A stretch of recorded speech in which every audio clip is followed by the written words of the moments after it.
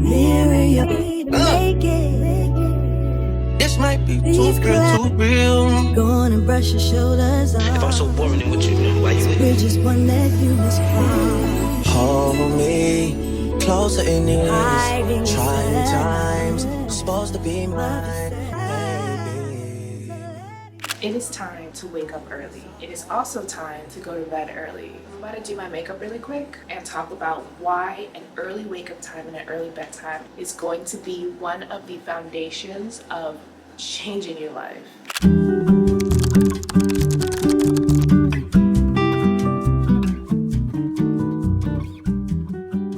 I used to be the kind of girl who woke up early because I had to work a 9 to 5, and on the weekends I would literally sleep until like noon. And I didn't care much of it at the time. I thought, hey, today's my day off, I'm gonna get my rest in. And as time went by, I realized that I would have little to no time to actually get the things I wanted to get done in my personal life. And that's not good.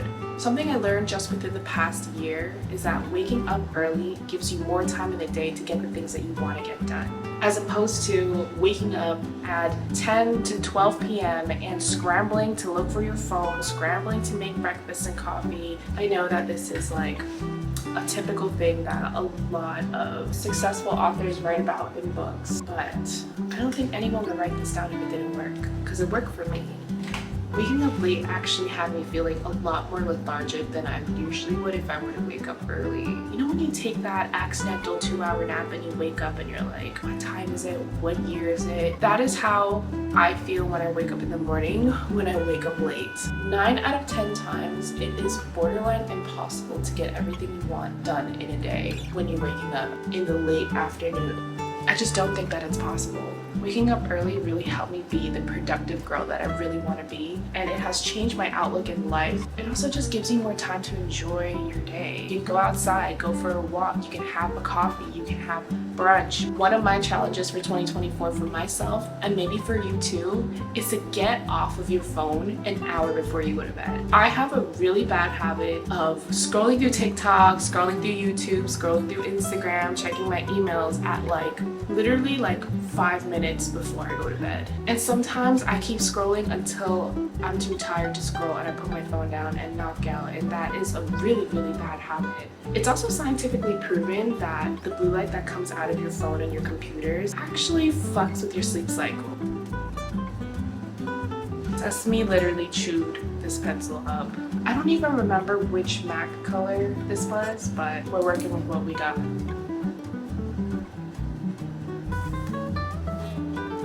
I like to put my eyeliner right underneath my lash line because I have no bottom lashes, guys. But yeah, guys, not only does waking up early mean that no one is going to bother you for those hours because nobody else is up, but it also means that you get to have a head start to your day. By the time everybody else is up, you already got your workout in, you already have maybe some work done, you already have your skincare done, you took your shower, you had your breakfast, you had your coffee, and you're ready to move on to whatever else is next for you, while everyone is just getting their day started. And that's not me trying to say that you need to compare yourself to how quickly you're getting through your day than other people, but it's to just show you that you can get a lot more done earlier in the day to move on to whatever else you need to finish throughout the day, and end your day at a certain time and have the rest of the evening to yourself too. Doesn't that sound nice? 2024, let's get off our phones an hour before bed, go to bed early, and wake up early and take on the day.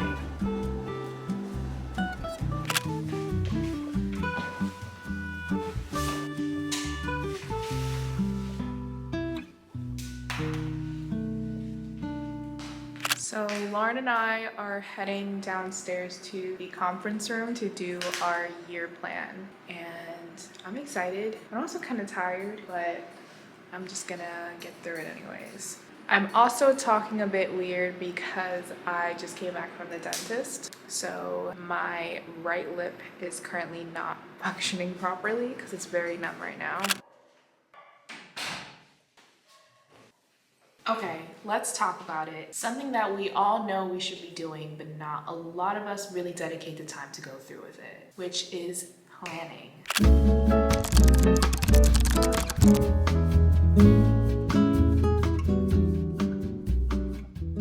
I feel like a lot of us are just kind of winging it in life right now, and that's totally okay if that's how you want to live your life. But I personally feel like if I have set goals that I want to reach, it is really crucial for me to map it all out so that I know where I stand and I know where I'm headed and I know how to get there. So this year, Lauren and I are in the conference room in our building, and we are listing out some of our goals and making some extensive plans on how to accomplish them for the year of 2024. For us, we are using a whiteboard to just kind of put out our sections that we actively want to work on and actively want to see change in. And those sections would be finances, home, career, travel, and personal. Now, some of those things might be a little bit intersected, but it's important to see each category for its own in your life so you can clearly see your goals and the things that you want to manifest in each of those categories. I feel like it's always important to have really big goals that might scare you a little, and then it's important to also have a lot of small little goals that are attainable throughout your daily life. I remember in the beginning of 2023, I set two main goals: to lose weight and to further my floral business. And that was it. That was the end of the two goals in my journal. And even though I hadn't written these two goals down, I feel like the mistake that I made was to not make a thorough step-by-step plan about how I planned on accomplishing those goals by the end of this year. I think the first half of the year, I spent a lot of time just going around in circles as to why something wasn't working for me or why things weren't advancing for me in the ways that I envisioned them to be in the beginning of the year. And by the time July came around, I started really buckling down on what are the details that I need to focus on in order for me to accomplish the goals that I set for the year. And I remember Lauren and I just kind of having a discussion, and she was like, have you ever tried pitch decks? Are you just waiting for things to come to you because you set these goals? Have you tried making plans, or have you tried mapping things out for each quarter of the year? And I realized how much of the work that needed to be done on my end I was not doing. So a lot of these results that I expected to come were not there. And that is when I started putting myself out there more and learning new skills. I learned to make more of an extensive and detailed pitch deck. I learned how to email businesses. I learned how to connect with people more. And I realized that the more time I took being at home and just planning things out and refining my skills in a lot of these things, when it was time for action and to put myself out there, these things flowed to me so much more quicker and so much more organically as well. And it didn't feel like I was scrambling on my feet last minute trying to put things together in order to execute a certain vision. And I can say the same thing for losing weight as well. I might have been doing well for January and February, but by the time March came around, I started having more cheat days. I didn't really want to go out for a walk anymore. And honestly, this part actually continued for almost the whole year, almost going into like quarter 3. And it wasn't until Lauren and I really sat down and wrote out the details of what exactly we were eating throughout the week and how much exercise we were getting that I realized, oh my God, I have been doing this all wrong. A lot of these big goals that we have actually require so much more planning and detail work from our end before we can really achieve and put out that action. So Lauren and I started counting our calories. We started writing out detailed, extensive workouts that we wanted to do. We started writing out morning routines. We started intermittent fasting. And after writing this thorough plan of our nutrition and our exercise, and we began to actually execute those said things, is when I really started to see a difference in my body and also my overall physical well-being. And honestly, guys, planning actually helps you so much in the long run for your mental health too. Have you ever had a moment where you were just overwhelmed and confused with what you need to do and feeling like you're just in a pile of tasks and a pile of things that you want to accomplish, mixed in with a bunch of daily chores, etc., etc.? That feeling in that situation is exactly why we want to plan. I know that if I'm having a day where my mind is feeling a little fuzzy and I'm feeling a little off and I'm having a hard time trying to remember what it is I need to do, that day for work, I can just open up my journal or open up my Notion, whatever you guys use, go through my career list that I put down in the beginning of 2024, and I know exactly where I'm at, what I've checked off, and what I need to do next. And that moment alone saves you so much time from just sitting there trying to calculate things, trying to go over things in your mind, because it's all written out in front of you. I guarantee you that when you plan all of this out, you are gonna feel so much better when that day comes where you're not feeling your best and you're feeling confused and fuzzy, and you're gonna thank yourself for doing it. So get your notepads out, get a whiteboard, buy a poster, and start planning things out. You should probably write down the amount that we use.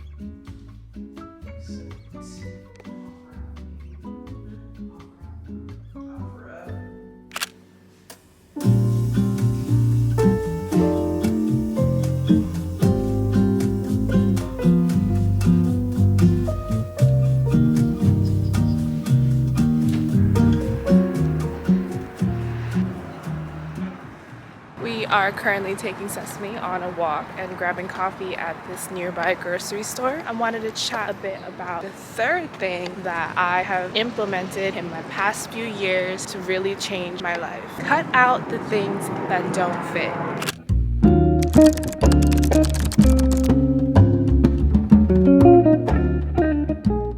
Yes, I'm talking about that toxic situationship that you've been in for like the past 3 years and it's not progressing anywhere. Yes, I'm talking about the late night eating and your emotional relationship with food. Yes, I'm talking about that friend who is secretly a hater and you've always known it and you haven't done anything about it. I feel like we all intuitively know what isn't resonating in our lives. It's that little voice in the back of your head that is letting you know what doesn't feel good. When we're not really mustering up the courage to let go of these things, we settle, we tolerate. And to me, tolerating is our way of putting that energy out there that we are okay with our current circumstance. We're okay with still having these things in our lives. We're okay with the repetitive cycles and the circles that we are constantly going through. And I know it's scary to let go of these things because a lot of these things are what feels familiar and safe to us. And something that I had to realize is that just because these things feel familiar and safe doesn't always mean that they're the best things for us. Here she goes with the cliches again. Yes, I know, but it's true. Think of the last time that you decided to cut something out because you just didn't like it anymore, and how much your life improved after going through with it.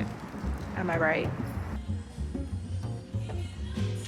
Thank you. Do you have a straw for this by any chance? Oh.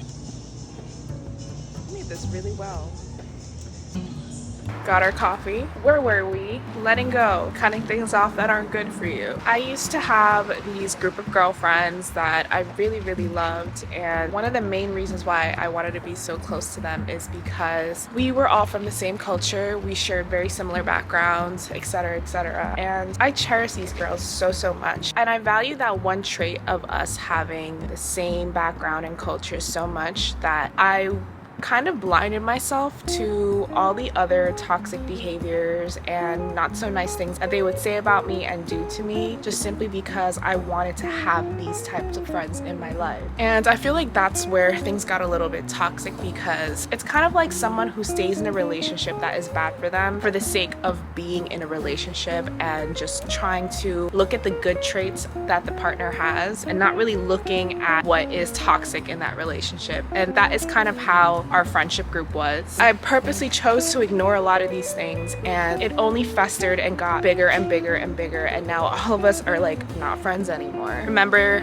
one of them I was the closest with because I've known the longest, and she was like a sister to me. She would do like certain things where if someone were to compliment me or say something nice about me, she would shoot it down and try to downplay it, and I ignored it most of the time. But at one point it just started becoming more and more clear that she really just did not want me to succeed. She did not want me to feel good about myself, and I had to just walk away from the friendship. We never had a crazy fallout. We never got into a huge fight. I just had to walk away and step away and accept that this friendship had run its course. I learned such a big lesson on self-love and self-confidence and knowing what type of friendship that I deserve and what type of friendships I do not want in my life. And one by one, we all kind of stopped talking to each other, Some of them had their own drama between that, but it has never been any sort of drama on my end or any sort of hatred on my end. I did feel like for a few of them, I held on to resentment for some time, but I have also learned to forgive them just for my own sake of peace. For a while, I was really lonely because I moved to LA after all of that happened and the pandemic hit, etc., etc. I remember I knew no one in LA except for a handful of people who also moved over there from New York. And during that time of stillness and just being alone, I really learned to differentiate what type of relationships I want to have in my personal life. And I just really took the time to be with myself, no matter how hard it was, no matter how much I wanted company around me, to really dig deep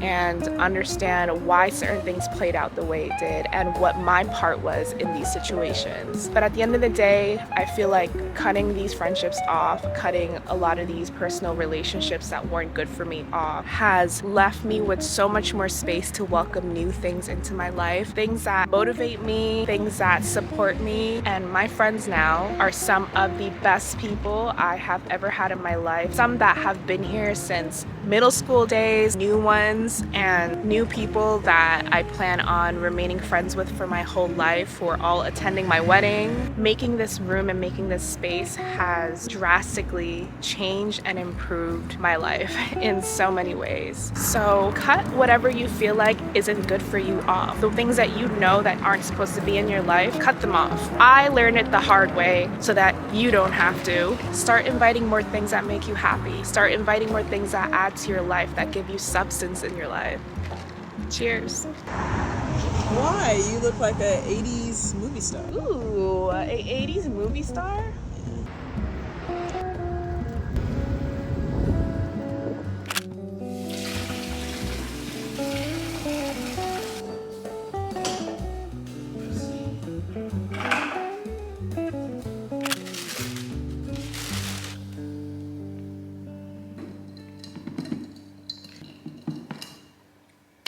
So I am currently making a floral arrangement for a friend slash client of mine, and I figured we could continue our chat about how we can refine ourselves and glow up in 2024. You probably cannot see, but she is a very big girl, and I can't pull the camera all the way down, but she has a lot of drapage, and I'm thinking of throwing some of these Gerber daisies in there. I think it'll really look cute. They wanted more of a wintry neutral type of effect, so when I went to the market and I saw these, I was like, we're gonna go for this. Anyways, guys, the fourth thing I want to talk about is cultivating a growth mindset.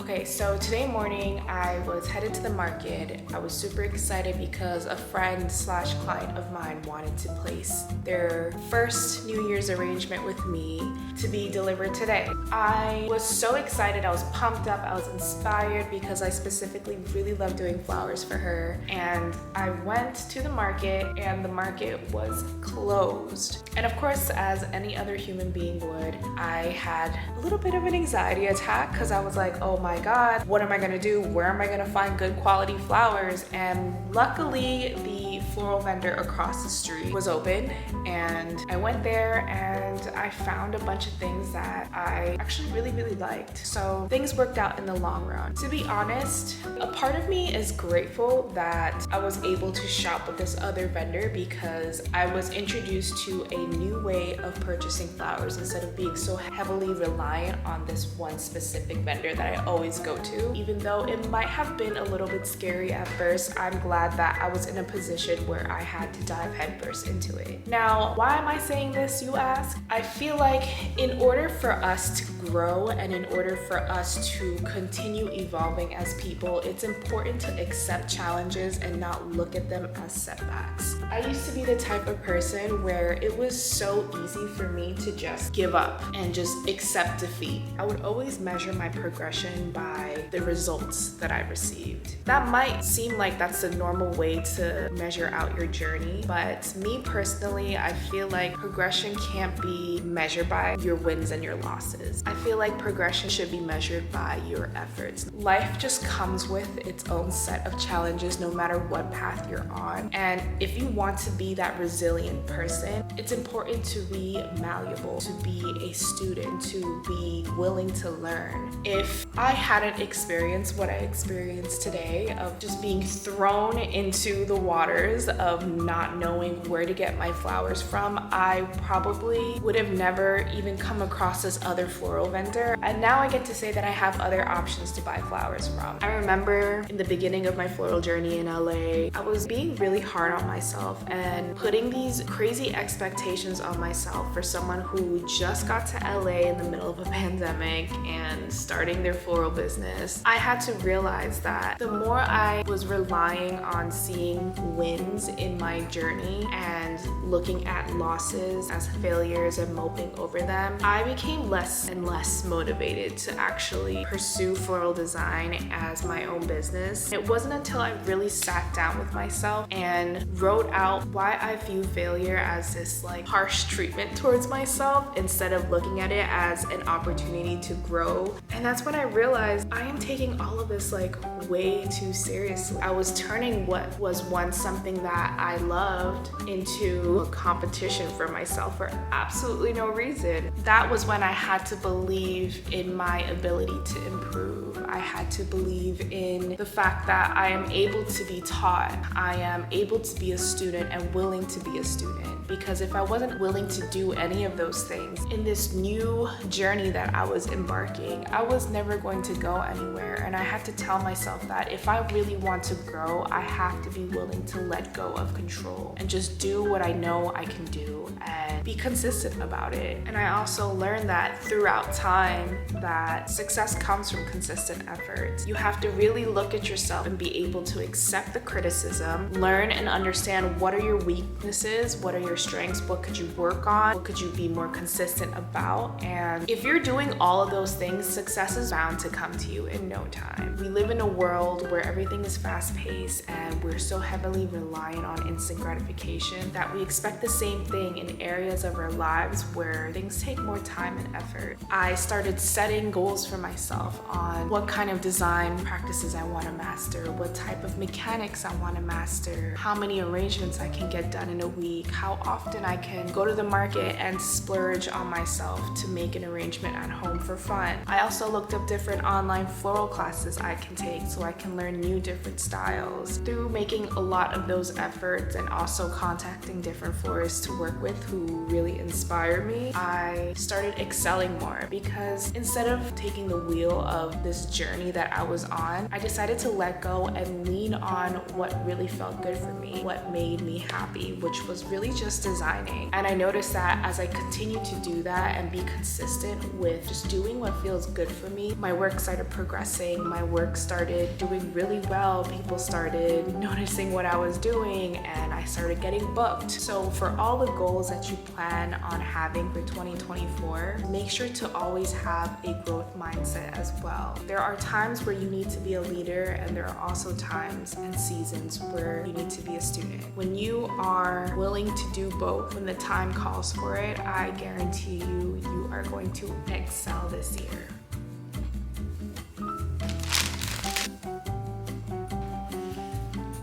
She's done. Isn't she beautiful?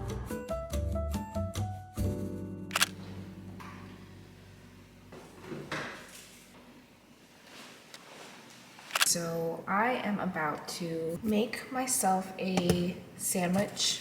I'm definitely a sandwich kind of girl. It's just so quick and easy to make, especially when you're having a lazy day or a busy day. It's just the perfect go-to whenever I have a moment to eat or make myself a meal, regardless of how intricate it is or how simple it is like this. I am so grateful to be able to be the type of person who can make these meals for myself and just to be able to have the time and money to feed myself, to have a roof over my head. Which brings me to my last and final point. Have gratitude.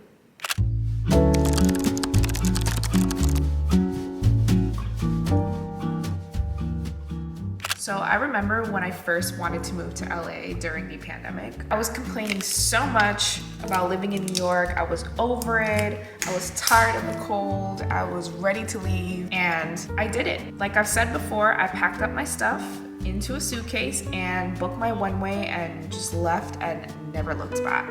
And I remember when I first got to LA, I moved into this tiny 3-bedroom apartment with 2 other roommates, and for some time I was pretty happy there. I was finally living the LA life that I was dreaming of during the pandemic. And after a while I started to have some complaints. I wanted to live in a bigger, better, more modern apartment. I remember looking up apartments online and I found this super chic and modern townhouse with 3 bedrooms, and I immediately took it and moved in with 2 other women. And I remember I loved that apartment so much, and I was happy there for a moment. After a few months of living there, I started to complain about how I didn't want to live with roommates anymore. I started dreading coming home. I was arguing with the people I was living with, and it just started deteriorating my overall happiness. Really quick, I wanted to show you guys these little lettuce heads that I found at Trader Joe's. So cute and perfect for sandwiches. But anyways, as I was saying, I remember I went to one of my close friends and I started complaining about how I was feeling and how unhappy I was with how I was living.